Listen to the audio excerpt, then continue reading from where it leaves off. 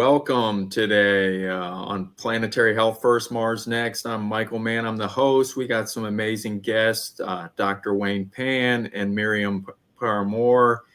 And Dr. Wayne is a very uniquely skilled individual. He's lived the startup struggle, but he also by day runs a health plan as a chief medical officer. And I love that he's helped me. He's got his title MD, investor, and verbal voice technologies. That's sort of where he's going with. And Miriam Paramore has got some amazing skill sets from healthcare tech and data entrepreneur, PE advisor to Goldman Sachs. I think we've heard that name, board member. And she's off to the races now with her own startup. So I know we'll hear more about that. But Dr. Wayne, if you want to, Dr. Pan, if you want to introduce yourself real quick, and then you as well, Miriam, before we get going. Yeah, hi, everybody. Thanks for having me, Michael, and hi, Miriam. So I'm an orthopedic surgeon by training, practiced for about 5 years before moving into managed care, managing physician groups, and also doing healthcare technology and startups, and also spent about 5 years in pharma doing drug development. And my main purpose of trying to do all these things is to try to fix healthcare to make patient outcomes better. So great to be here. Happy to talk about sustaining healthcare technology. And Miriam, please introduce yourself. Yeah, thank you, Michael. My name is Miriam Paramore, and I've been in the healthcare industry, specifically in health tech, healthcare IT, and data for a long time, and still very passionate about the power of information to really do what Wayne was just talking about and help us fix, hopefully transform, but at least improve our broken healthcare system here in the US. And along the way, I've worked with a lot of different organizations running publicly traded organizations, doing startups, and then being an investor. So it's exciting to be here today and be fun to be part of the conversation. Well, this is awesome to have you here. And before we get started, the topic just to create the connective tissue is the scaling for success, building sustainable health tech. We will go off on some other, exciting topics, but I would like to set the groundwork because both of you are digging deep on a startup. So Miriam, if you could just share a little bit about that, I think that would really give a good backdrop. Yeah, thank you. I appreciate it. I'm at sort of what I call the fourth stage of my career. And one of the things I wanted to be doing at this point in my life is working in the investment side of the ecosystem. And I do that. I'm an active angel investor. I'm an LP in a venture fund, and I also do advising for private equity. But I found that I still wanted to enjoy the process of creating and doing something from scratch and doing something new. And I had a bug that sort of bit me several years ago around pharmaceutical copay coupons for patients, which is a multi-billion dollar, more than $10 billion a year of available savings to consumers that aren't used in an era of financial toxicity, in an era of, healthcare is unaffordable, in an era of, poor outcomes and difficulty with medication adherence. Why aren't we using these savings? So I realized that there was a solution if we could get them consolidated and distributed digitally. And so that having that sort of bug in my ear and the entrepreneurial spirit, still found that I had enough energy to want to try to start something from scratch, and I have. So it's been exciting to get this off the ground, and also very interesting to see the difference in creating a company in 2024 and maybe creating a company in 2014, and how quickly and efficiently you can get things done. So I look forward to sort of hearing Wayne's perspective on that too, as we talk about creation and scale, getting to scale, two different things. Yeah, Dr. Pan, can you share, you're right now doing some super cool stuff with voice on a startup. Share with us about that. Yeah, please call me Wayne. Otherwise, okay. I'll be calling you guys all your professionals. So what we're working on, Verbal Voice Technologies, is a platform to help frontline workers to be able to have them be more engaging and be more on point with the topics that they're supposed to be talking about with the patients that they have to deal with. And right now, the quality assurance piece of phone calls that are done by your staff isn't really done very well or efficiently. It's usually 5% of the calls are monitored, and then it's a laborious process to try to figure out whether or not a caller is actually hitting on the right points and saying the right things for the patient. And our platform basically uses NLP to listen in on the calls, and uses AI to be able to provide feedback, and also to make sure that the caller is hitting all the points that they're supposed to, either because of regulations or because of things that the company wants to have the caller say. So it makes it easier, and it's 100% monitoring of all the calls. And so there's a great feedback loop, and the callers really enjoy it because it's not a punitive thing. It's really to help guide them to make them the best, at what they can do when they do the calls. Well, I feel like we are really fortunate to have both of you with your experience on this. What do you think is the crux of creating a sustainable, like when you look at the landscape, if there's principles or framework, Miriam, Wayne, what would that look like in your mind mapping, from your experience? Yeah, I'll take a shot at that. Oops, sorry, I just hit my laptop. From the standpoint of putting my own money at stake, there's no better way to learn sort of how important various things are than to try them yourselves and have your money, not just your time, sort of in a business. So as you learn through career and different operating jobs, and then investments that go well and don't go well, is there really a market for the solution you're providing, or are you, sort of a hammer looking for a nail? And I think that concept of a problem to be solved and a deep understanding of the problem with an innovative approach to a solution is what makes the difference between companies that sustain and don't. And a lot of ideas in angel and venture investing, they're just it is spaghetti at a wall and see what sticks. So that you're going to lose maybe 9 times out of 10, 8 times out of 10. But you want to refine that and get good enough at predicting. And I'm sure, Wayne, you've done that in your operating role as a chief medical officer. But I'm curious, I'll throw it back to you. I'm curious with Verbal Voice, with your new one, that is a use case, as I see it, that everybody has that use case and always will have that use case. So you're not a hammer looking for a nail. I know that this is a persistent business problem, if you will, or business need. And so I maybe have a better solution. How do you think about it? Yeah, the way that we thought about it is, obviously we need to make sure that there's product market fit, and we need to have it demonstrated in the various sectors of the industry. And so, we looked at lots of different ways of pursuing this solution. And initially, we had our own team doing the calling and doing, essentially being both the service provider as well as the platform. But we realized that wasn't scalable, right? Because having staffing is a big deal. So, and given that you're a startup with limited funds, you don't want this sort of heavy anchor holding you back. And so we pivoted and just worked on the platform, which we found to be actually really wanted by various different types of organizations. But we've sort of landed on the behavioral health area, because telehealth and behavioral health is actually quite large and growing.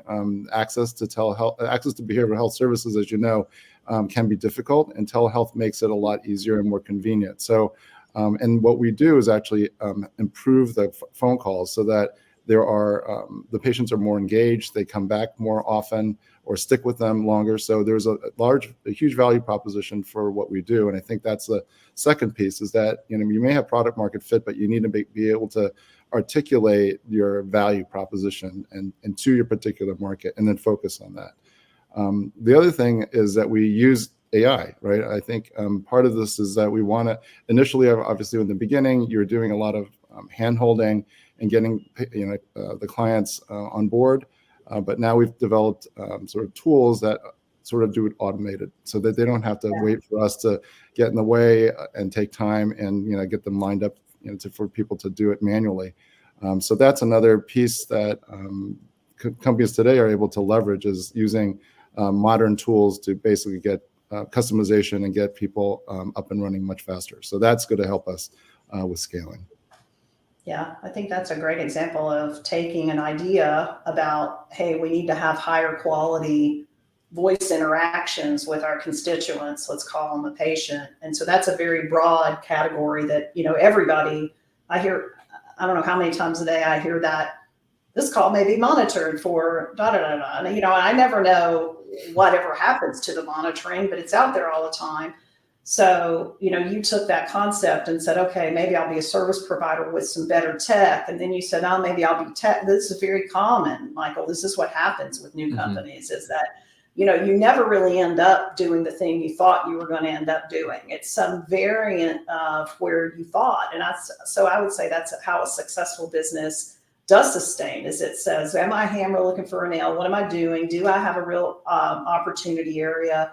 What's the product to market fit? And then the other thing you do is you focus within that, because, to what end are you going to be every call for is it every health plan, every pharmacy, every doctor's office, every hospital? What is it? You can't really do that in healthcare. You've got to pick a lane to start with, and then, you can go beyond behavioral health. But I think that's a great example.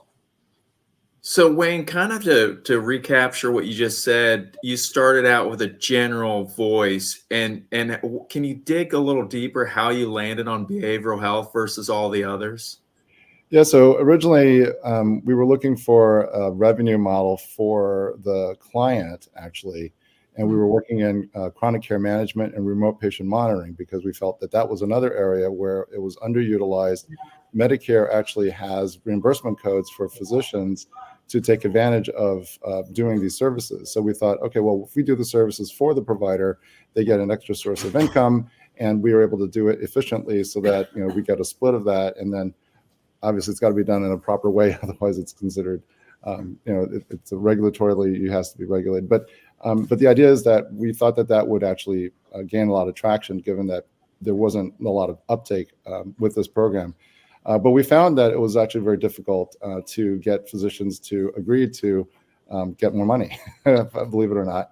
And so we thought this was, and there was also lots of other remote patient monitoring and chronic care management companies out there. So we thought that this was not going to be the best space to be playing in, even if we had the best technology. Part of it was just reaching individual physicians. It's a very hard thing to do. We actually landed on something that we thought might have been successful, but the board at that point thought, let's just cut our losses and focus on just the platform, and that's exactly what we did. Gotcha. I have a question. So when you're building, a sustainable business, like, when those things pop, or that new innovation, or that customer stickiness, but what, it's easy in hindsight when that amazing thing happened, like behavioral health, and then you get the flywheel. But what about those things that when it doesn't? Do you guys have some like muscle memory from your experiences where they just stall, that you could share, the don'ts or kind of the mechanics where it does not work right? Well, I think Wayne just gave you a great example. When you go to a customer and you say, hey, here's a solution, and this is going to make you more money than I will cost you. So you're going to come out net ahead.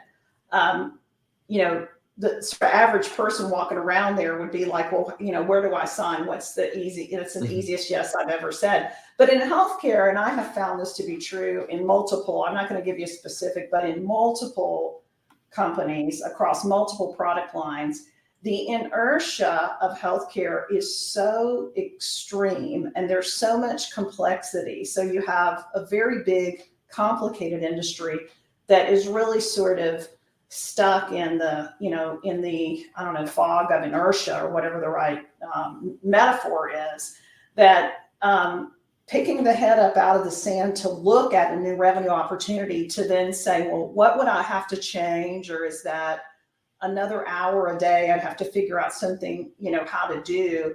There's not a good appetite for that unless it's an extraordinary bump to revenue.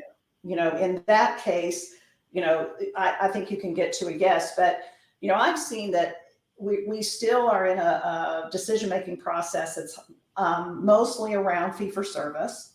So, if I could go buy a new machine and run hundreds of thousands of bodies through the machine and I charge for it X amount, that might be an easier yes than saying, this is a better business process or even a patient experience. And it really all comes down to how the money flows in our healthcare system and what's the behavioral change that's necessary to adopt a great solution like Wayne had that would have made them more money. They're just not able to absorb, the new solution. And I see that with tech all the time because of the long backlog lists that all the vendors have. They're like, oh, that sounds great. I want it. I can get to it. It'll take me 3 years and then we can start working on it. So I don't know. What do you think, Wayne? Yeah, I totally agree with you. I think a lot of physicians got burned with the EHR implementation, right? They came along saying, oh, it's going to be funded by the government. Great. So it doesn't cost me anything. But what they realized was it cost them a lot in time. It reduced their productivity. And so at the other end of the tunnel, they lost money, right? They are struggling with the bad EHRs that are not doing the things that they say they're going to do. And so they're shy about new technology. So you can come there and say, hey, I've got the greatest thing since sliced bread, and it's going to pay you $1 million a year. And they're going to look at you and say, well, fool me once, shame on you. Fool me twice, shame on me. So they're not really excited about this. I think that's one of the things that healthcare technology companies in particular need to be aware of is how does it fit into the current ecosystem and workflow? If it requires any change, I'm talking about like, oh, just click here. That's not going to work. It's got to be exactly what they're doing today, and it's got to be exactly what they expect to do. And it should not cost them 1 second of time. Now, obviously that, it's hard, but those are the things that at minimum, if you do that, then you have a shot at having somebody listen to you and talk about it. So, Michael, you gave us the freedom to just sort of talk back and forth to each other. So I'm going to just, ask Wayne a question, like from the standpoint of being a CMO at a health plan, which is one of the day jobs that you have right now. So I was an advisor to a portfolio company of a large private equity organization that offers prior authorization and patient access solutions using FHIR technology to health plans. And of course, there's a regulatory driver that requires that on the patient data access side. And then we have the prior authorization rules that have dropped. And I think the deadline is maybe January or, not too far away. So these cases, Michael, you have a burning, it's not a burning platform, but you've got a deadline and there's potential real consequences to not meeting a deadline, financial or, regulatory, slaps on the hand. Yet there is inertia even there. And so the lag time, I am used to seeing this sort of lag time. A legislation comes out like, let's go back to HIPAA. Or then you come to high tech with the EHRs, and now you have TEFCA and sort of all these other sort of little ones. There's some sort of legislative action. 2 years later, there's a reg around it. It goes through open comment, and then about 2 years later, you've got the start of implementation, which everybody says, oh, I don't have time to do it. Give me 2 more years. So you really got an 8-year cycle before you've even started on the thing that the law said that you were supposed to do. So how that relates to this sustainability question or building a company is, do you as an entrepreneur understand adoption speed in healthcare?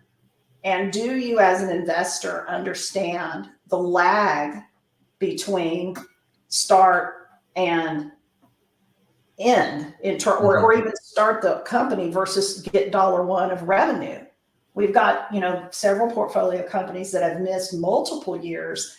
And it's not that they're bad companies, it's that their investor didn't understand healthcare. And the expectation is that the revenue ramp looks like this, or even this, when really the revenue ramp is this, you know, and then you'll get there, you know, you'll get there, but the patience, there's a mismatch. And so I'd love to hear, Wayne, your perspective in terms of adoption of solutions if you're a health plan, even though maybe you've got to do it, versus investor expectation of, you know, returns on those ideas. Right. So I sat on both sides of the table, right? Both as a client as well as a vendor. And from a client perspective, we often get sold things that don't exist, right? So that becomes a problem, because if you're expecting things because of timelines, because of regulatory issues, and they don't happen, or they end up taking an inordinate amount of time of the staff to train the engineers of the vendor company to actually do those things, it becomes really problematic. From the vendor side, though, I think what the issue is, it shouldn't be too big or complex. It's got to be simple, and it's got to be implemented quickly, because you want to be able to show value as soon as possible. And that's one of the things that we were able to do. Is implementations used to take a couple months to get started, but now it takes literally weeks. So, and we've leveraging AI, and I think that will help drive not only the sustainable growth, but it keeps the engaged leadership of the company, of the client that you're working with, understanding that, oh, you guys aren't your typical tech company where you say something and then you're really building it in the background. You're actually showing us the value. And so we don't promise a huge thing. We just promise that, hey, we can listen in 100% of the conversations, give you the transcriptions and the summaries and the feedback, and then let them go at it, right? And then once we do that, then we could bring them in and do other things with them. But if we said that, hey, we can transform your patient engagement by 1,000% and do all these things, that's not going to sell. And people know that. They know the hype that's out there. And I think with healthcare technology companies, there have been one too many hypes that have been sold that haven't turned out. And that's where we get looked at as, oh, well, you just say that, you don't really do it. So. Right. Yeah. I mean, I adopted a similar philosophy around simplicity and speed with RX Utility. And I wanted to share, Michael, kind of back to the difference in building companies now versus maybe, 10 years ago. With our tool, the API, it couldn't be more simple. So when I say, and I'm a programmer from, by trade from years ago. So when I say it's simple, I mean, it's really simple. And the API documentation is all out there, and it's very easy. So we're actually building this company as a piece of technology that you would subscribe to, just like you subscribe to QuickBooks. You go out, radio buttons, pick your subscription level, buy it, and go. Terms and conditions, sign. So no, my goal is to never have a salesperson in the company, so that this technology can be consumed like other technology is consumed, rather than and I'd love to hear your response to that, Wayne. But the simplicity and efficacy of the thing has to work, and it's a pretty simple concept. It's a data file. It's wrapped in an API, but you know how healthcare data is, and everybody makes it such a mess out of it. So we've tried to kind of keep this super simple, fairly cheap. I think, value-based pricing, sorry if I use that. I hate that I just use that phrase, but pricing that is reflective of the value that the data brings to the vendor. And it's easy. So it's easy. Even the way you buy it is easy. And then the way you implement it is very, very easy. And it's all written and it's kind of out there in contemporary programming, language, contemporary open API sort of tools. So what do you think about that as just an approach to, it's a little slice of a difference in the way I've built tech before? Yeah, I think definitely interoperability is key, right? Because everyone wants to be able to incorporate it into their desktop, not have to go to a separate website or application to get additional information. I think the other piece that you hit on is that simplicity is really in the eye of the beholder. In other words, it's got to be simple for the end user, and it's got to be simple for the the tech people, because one of the things that we're facing right now, because we have AI, a lot of companies don't have policies on AI or how to evaluate companies that are doing AI. So we're dealing with very nascent committees that are sort of asking all these questions, and you have to be very patient, obviously, and you have to be able to have the answers to address their concerns. And I think that's another thing, that the less data that you have to collect into your system, and the more that it stays on the client side, the simpler, right? Because then that's one less hurdle that you have to deal with, because if you are ingesting that information and you end up having it, then tag you're it, you have something valuable that hackers may want to get. Right.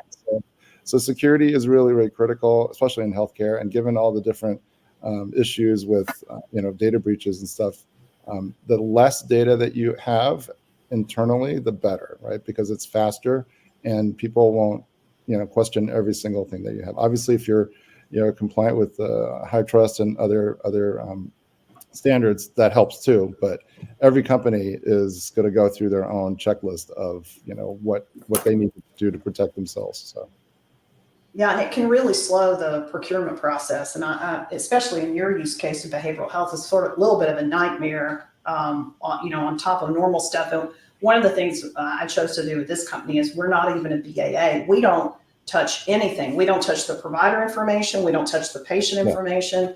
We're a data source that they surface in their workflow. So they pull forward these coupon savings from us, and then they can mobilize it in their workforce or workflow however they want to, but we don't need the patient data. We don't need the provider data to get them the data that they want in very quickly and in real time. One of the other cool things, talking about AI and the nascency of it, is, my goodness, I can't even imagine like a health plan or a hospital system or a doctor's office. Now the vendors to them, especially the big vendors, are already using, NLP's been out there for a long time. And but what I've done with this business that's been kind of fun is use AI to start this business. So I used AI to write my contract, my terms and conditions contract with my customer. And then I used another custom GPT, which I call a robot lawyer, to analyze the first robot lawyer. So I didn't use a real lawyer.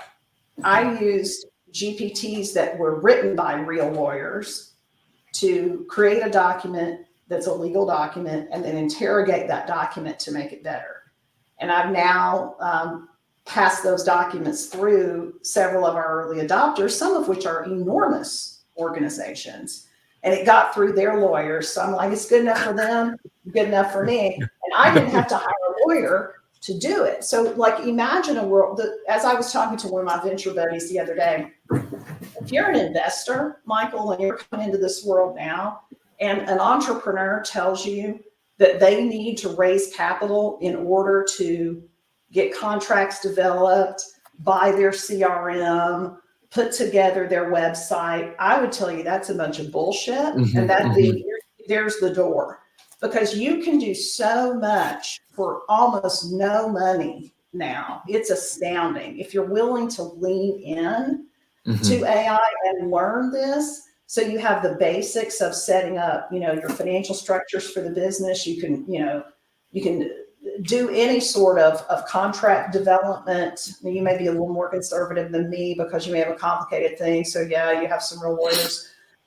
You can have it write marketing materials. The graphics that get created are getting better and better and better every day. So no, we're not hiring a graphics, designer to, draw a bunch of stuff. And I am blown away. And it's one of the most fun things for me in starting this business. On the other side of that, the tech stack that we use is very contemporary, very fast, and very cheap. And when I say very cheap, I'm talking about measuring in hundreds of dollars, not even thousands of dollars. So I don't know what you're seeing there, weighing on your side, but you can use AI to start an AI business, I guess. It's pretty good. It's pretty powerful. Yeah, I think modern companies, modern startups are if they're able to leverage AI to shortcut some of these processes, that's great. And I think your use case makes a lot of sense, and certainly you can save a lot of dollars because obviously lawyers are not cheap. I think another thing to think about is that as you're building the company, that you make sure that all your internal I guess priorities are aligned, right? So you want to make sure that you're not going all over the place, because AI can really bring you to a lot of different places where you probably don't need to go. And you still need to be aligned with your initial or whatever it is that your value proposition is, because AI can really help with that. But as with any tool, if it's not used in a right way, you could get in trouble, and you could end up like AI could say, oh well, you could do this with veterinary practices and other things. And while it's true, you probably could, but it's probably not it shouldn't be. You don't want to diversify your focus until you've actually finished marketing and doing everything you need to do in your first market. So I think that's I mean, the ruthless focus on scale. You got to get that first idea, right. Michael, to hit. Yeah. Pick. You've got a thesis. You go out there. You spend a little money and time. You do some market fit work. I'm interested in how you think about pricing, because that's something that I think is an interesting conversation. But it is one of the things around scale that I don't know. I mean, there are a lot of ways to think about a pricing model as part of a GTM and as part of a product design as well. How do you get there, Wayne? Yeah, so that's a great question, and I think a big challenge for startups, early startups particularly. And I think part of it is how do you quantify the value? Like, you may say the value is X, but the end user has to say that's what it is, right? So the way that we do it, I think this is something that particularly health tech startups should look at, is try to figure out what metrics matter to your client, right? This is what is the pain point that you're trying to solve, and what are the metrics around that? So let's say it's keeping patients engaged for longer periods of time. So if you can measure before and after, and then you could say, okay, well, let's say I can keep 100 patients longer. Before I used to have 50% attrition rate. Now I got a 75. So that's additional 25 patients that can spend an additional, let's say, 6 months to 8 months with me. Then you could quantify that. You could say, oh, that's a couple $100,000, let's say. Then you could say, okay, well, what percentage of that would be reasonable for a platform to take so that people would still be able to afford, and with all the costs of implementing and things like that. So it's an incremental iterative process, but I think if you take a few of those metrics and try to tie it to some type of money on their side, it's easier for them to understand, and then they could easily understand why it costs so much. So that's how we're doing it right now. And then, of course, the other thing is, if you have a diverse offering, and you have different components, if you modularize it, so that way somebody says, well, I have this already, I have this, I just need this, then you can say, okay, well, we figured out what this piece is. That also helps you at least open the door, because it may be better that we might do the whole combination better than those little pieces, but it's up to the client, obviously, to make that decision. Yeah, I think the pricing models that I've seen work in the past are sort of categorically either this is going to get you more money, and then how, or this is going to cost you less than the way you do it now, or this is going to be better than the way you do it now, and it might cost you a little bit more or the same, but it's just so much better. You just want it. And in the first one, making you more money by bringing you more revenue attraction, to your earlier example, is usually a pretty easy, it's the easiest of all the sales pitches, right? Doesn't mean it's easy in healthcare, because it's not easy to sell in healthcare, but it's the easiest. But doing cost avoidance type selling, like if you buy this, then you'll have fewer hospital readmits. I don't know how many, I can't tell you how. Hundreds of companies have said that, right? And everybody knows that everybody says it, so it means nothing to anybody. So that's a cost avoidance argument. That's the same thing as a fraud, waste, and abuse analytics argument that says, you should buy our software so you don't get sued for something, or you find, underpayment recoveries, or, something like that, which probably does sell sometimes, but again, it's a little bit muddied. So, in my case, I'm selling, in this newest company, selling something they've never had access to before. And so I'm trying to say, like, you've never tasted chocolate. Like, you don't even know what chocolate tastes like. You're going to love this. And I think that that's a little bit hard, because if you don't know what it is, you don't know what you're missing. And so you're like, I don't know. What chocolate? I don't want any chocolate. Mm-hmm. So I'm a little bit ahead. So we're sort of leading the client, if you will, or leading the market. That's why a lot of people don't want to be first in to a market. They want to be a fast follower, because they don't want to go through the pain of sort of teaching what it is.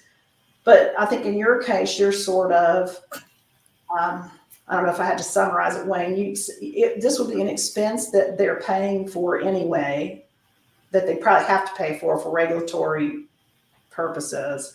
But it's a better way, and I don't know if it's cheaper or not, but it's a better way, faster. Would that be how you would sort of think about it? Yeah, I think it's more of the second, but potentially part of the first as well, because there is a increase in revenue if you're able to get all these administrative things, including the QA of the calls, done automatically, right, in the background, and so then you could handle more calls or with less staff. So it kind of falls between one and two.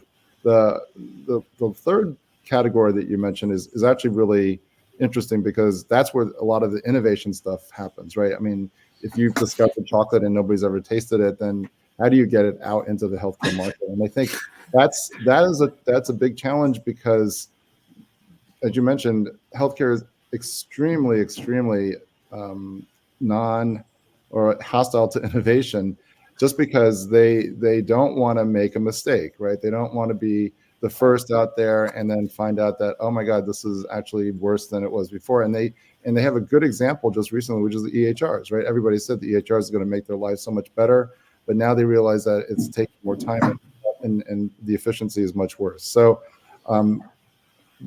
it's hard to do something in the third space, like you mentioned. The first two spaces are easier, especially if you're working. And again, this is what somebody once said: is if you're working on building a painkiller, that's great, because people will come to you. But if you're building a vitamin, then people are not necessarily going to say, "I want that," because they'll say, "Oh, well, I've lived without it for so long. Why do I need something? Why do I need a vitamin?" So it's you just have to be really, you have to be really careful.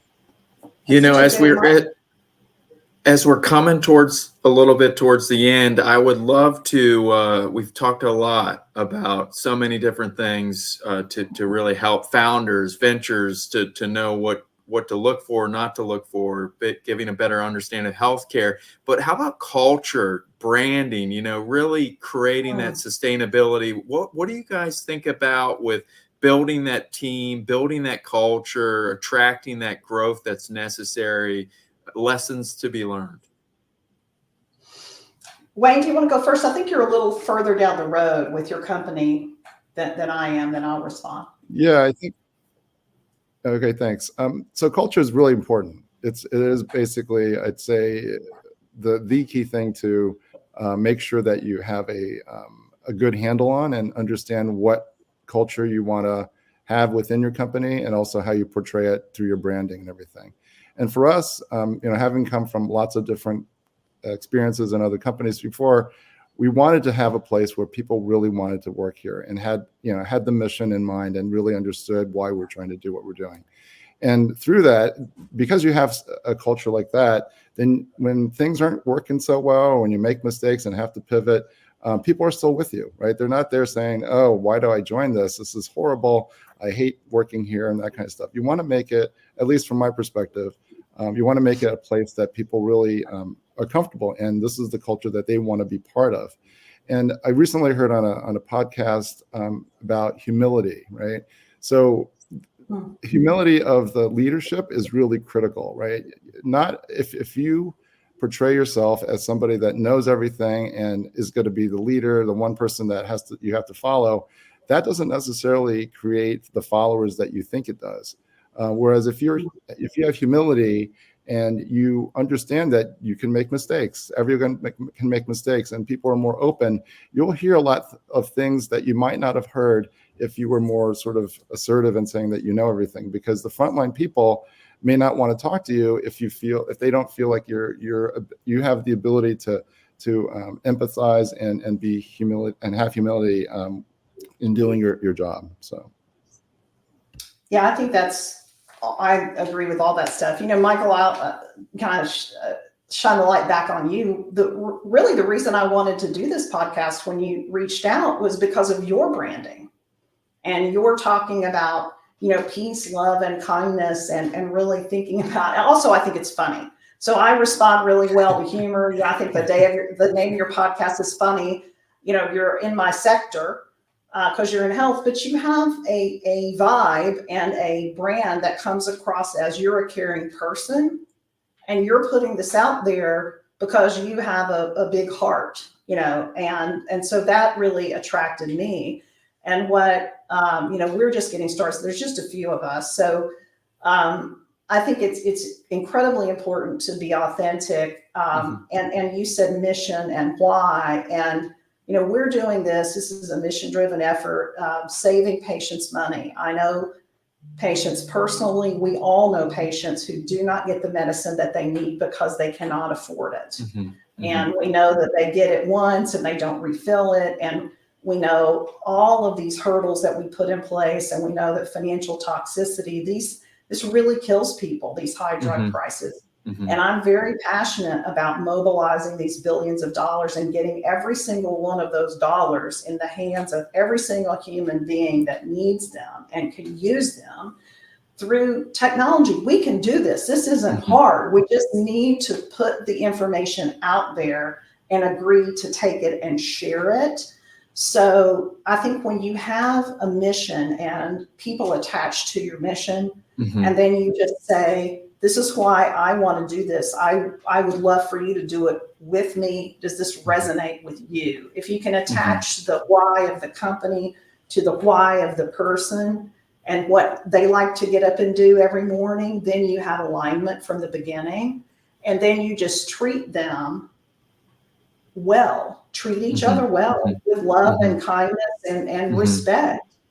And I couldn't agree more with the word humility. I mean, the older I get, the dumber I realize I am, in many, many ways, but maybe a little more wise. But, and also I would just say one more thing is just try to have fun with it. I mentioned the fun and the humor. That's important to me. And we do get to choose who we choose to spend our time with. And that includes the way that we build our teams and the capital partners that we choose. There's a lot of money out there to fund businesses. So creating work with people that you vibe with, who kind of share your same value system. And because things are not going to go right, they're going to go wrong. Sometimes they're going to go right. You hope you get more right than wrong, but you want to have an attitude of ambition, but you need to be graceful, in that way. I always tell people, if you type in www.relentless.com, you go to Amazon. That was Jeff Bezos' first name of his company. And he still has that. So I guess his wife, he listened to his smart wife and said, you got to change the name. And so anyway. I just want to follow up with what Miriam said about investors as well. So the culture extends to your investors, and choose your investors wisely. I think that's very, very important because, while you're a startup, you're desperate for money. You're like, okay, anybody that's going to sign on the dotted line, we'll just take.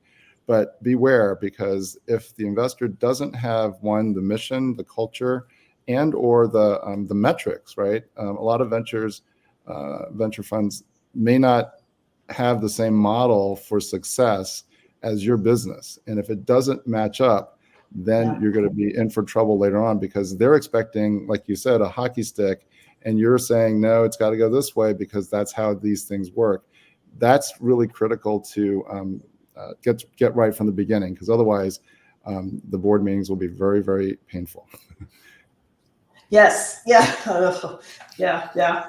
Well, I loved your painkiller vitamin thing. I'm going to use that. That's because I borrowed that. Yeah, I borrowed that from somebody, so it's not mine. But yeah, feel free to use it. It's a great example. Maybe you guys can help me sell vitamins or chocolate flavored vitamins. We'll mix it together. And then what do you call a hybrid? Turmeric pills, right? That's in between a painkiller and a vitamin. Oh yeah, that's supposed to be really good for you. I just can't get in the habit. I've tried the liquid, and then there's the pill. Then you can just use the spice a lot, but I'm just kind of bad at that. The best way to know what everyone's taking is go to Costco and you see the vitamins. They have them there. I mean, they have stuff for statins, the red yeast extract. But anyway, this has been awesome. This has been so great to have you, Wayne and Miriam, on to really dive into what makes a great company, scaling, what to do. We've learned so much. I really sincerely appreciate both of you coming on today. Well, thanks for having me. Yeah, thanks for having me too. It's my pleasure. Really appreciate it. It's great to spend time with you both. Yep, same here. Awesome. Until next time, friends, it's been an awesome time.